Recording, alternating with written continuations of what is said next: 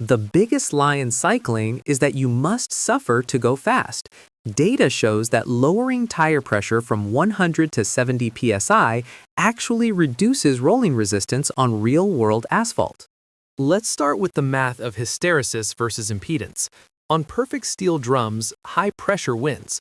But on 2025 road surfaces, pressures over 75 psi cause the bike to bounce, creating energy losses that exceed rolling resistance gains. The 2026 standard is a 30 to 32 millimeter tire. Moving from a 25 millimeter tire at 100 psi to a 32 millimeter Continental GP5000 at 65 psi absorbs 40% more vibration with zero aerodynamic penalty if your rim width is optimized. Next is high-frequency damping at the bars. Don't buy carbon bars for comfort. Buy advanced tape. A 3.5mm tape like Silk & Astro or double wrapping isolates the ulnar nerve better than most endurance cockpits. For the saddle, disregard padding thickness. Comfort comes from skeletal support.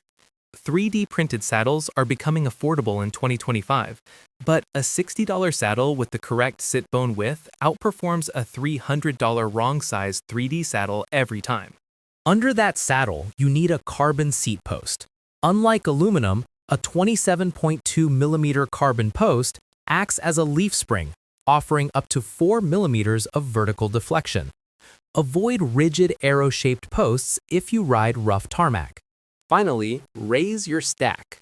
Removing a spacer to look pro closes your hip angle and restricts oxygen.